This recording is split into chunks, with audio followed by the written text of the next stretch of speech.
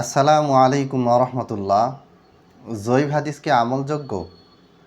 জয়ীফ হাদিস রেওয়ায়ত করা যাবে সনদসহ এবং সেটি উল্লেখ করা যাবে যে এই রাবি দুর্বল, এই রাবি গ্রহণযোগ্য নয়, এই ব্যাপারে সবাই একমত। কিন্তু আমল করার ক্ষেত্রে এবং অন্যকে আমলের জন্য দাওয়াত দেওয়ার ক্ষেত্রে অন্যকে দলিল হিসেবে যে জয়ীফ হাদিসের ভিত্তিতে আমি এই আমলটা করছি, এই আমলটা আপনিও করতে পারেন, এই রকম কোনো মন্তব্য করা যাবে কিনা। যে সমস্ত মুহাদ্দিস বা আলেমগণ জয়ীফ হাদিসকে আমলযোগ্য বলেছেন তারা বেশ কিছু শর্ত দিয়েছেন। 1 নম্বর শর্ত, যে জয়ীফ হাদিস সংক্রান্ত হাদিসটা আকিদা রিলেটেড হবে না। অর্থাৎ জয়ীফ হাদিস দিয়ে আপনি আকিদার কোনো বিষয় সাব্যস্ত প্রমাণ করতে পারবেন না এবং নিজেও আমল করতে পারবেন না, অন্যকে তো দাওয়াত দিতেই পারবেন না। 1 নম্বর।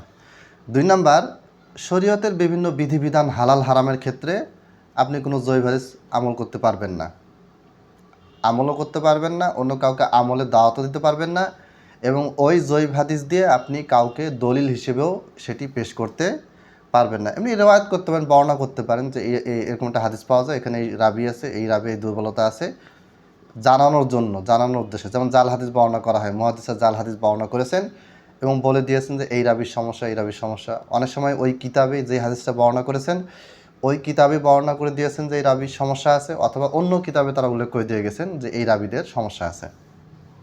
আচ্ছা, এখন উপদেশ, উৎসাহ প্রদান, ভয়ভীতি প্রদর্শন, কিস্সা কাহিনী, এগুলোর ক্ষেত্রে জয়ীফ হাদিস অনেকে রেওয়ায়াত করা জায়েজ বলেছেন, মানে রেওয়ায়াত করা, এবং আপনি চাইলে এগুলোর প্রতি আমলও করতে পারবেন। কিন্তু আপনি যখন আমল করতে যাবেন তখনও আবার 3টা শর্ত আছে।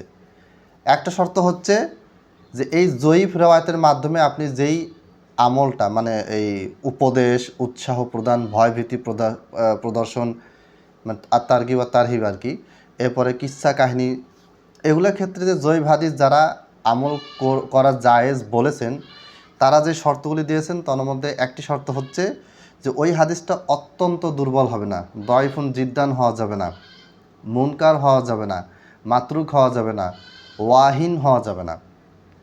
অর্থাৎ দুর্বলতাটা দুর্বলদের ভিতরে সবচেয়ে সবল হতে হবে। অর্থাৎ একাধিক দুর্বলতা, মোটামুটি 40 প্রকারেরও বেশি দুর্বল রেওয়ায়াত আছে।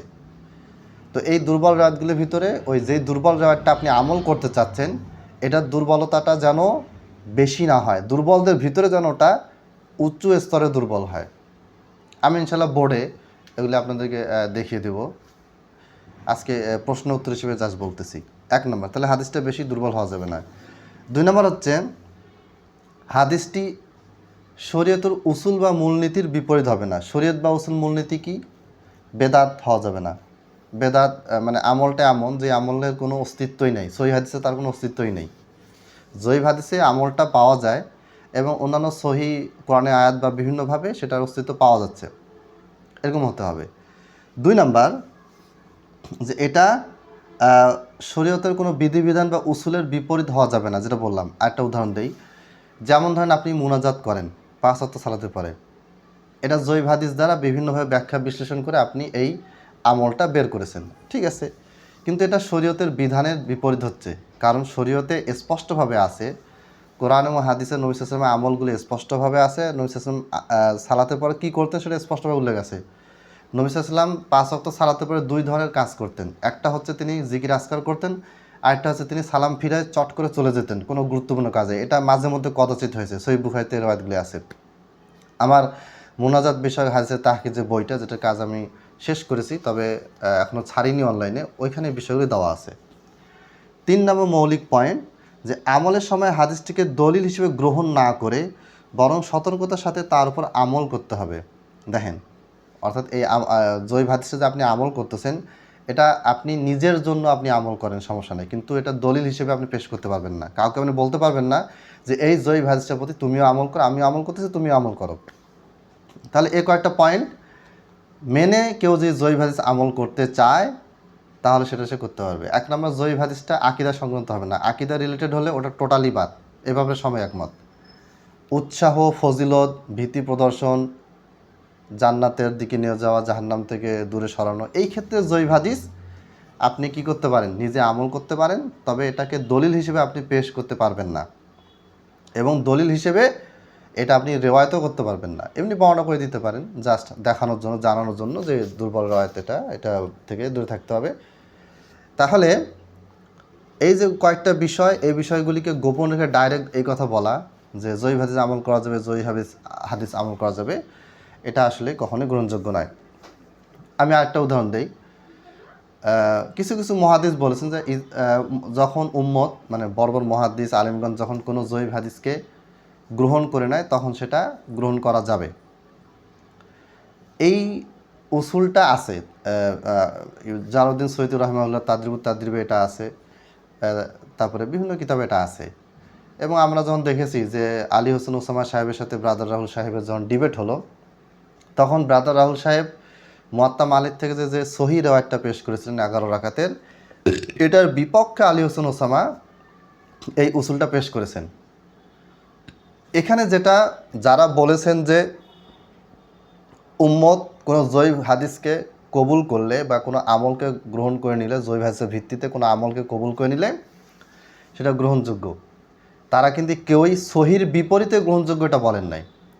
এর বিপরীতে কোনো সহি রওয়ায়াত নেই। আমরা একটা আমল আপনি করতেছেন যেটা জয়ীফ হাদিসে পাওয়া যায়, কিন্তু এর বিপরীতে কোনো সহি হাদিস নেই, হাসান হাদিস নেই। যদি সহি থাকে, হাসান থাকে, তাহলে ওটা বাতিল।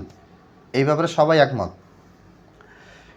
আর যারা জয়ীফ হাদিস আমল করা যাবে, জয়ীফ হাদিস আমল করা যাবে, তাদের মেইন উদ্দেশ্য কি আমি জানি না, তবে আমি যে কয়েকজনকে দেখেছি, বই পড়েছি, তাদের বই পুস্তক পড়ে মনে হয়েছে নিজের মাযহাবকে টিকানোই মেইন উদ্দেশ্য।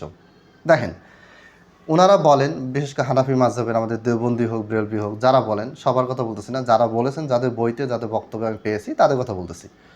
ওনারা বলেন যে জয়ীফ হাদিস আমল করা যাবে, ঠিক আছে।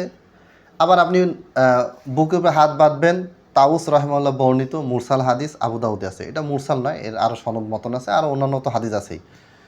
তো এই রেওয়ায়তটা যখন আপনি পেশ করবেন, ডাইরেক্ট বলবেন যে এটা তো মুরসাল রেওয়ায়ত, এটা কেন তুমি মানতেছো, এটা তো জয়ীফ। দেখেন, হাবিব বিন আবি সাবিতের মুরসাল রেওয়ায়ত দ্বারা নারী পুরুষের মহিলা সালাতের পার্থক্য তার প্রমাণ করে।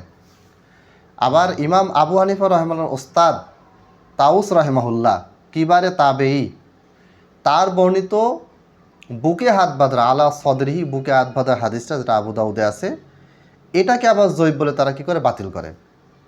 একদিক দিয়ে তারা বলে মুরসাল হাদিস গ্রহণযোগ্য, জয়ীফ হাদিস গ্রহণযোগ্য, আমল করা যাবে।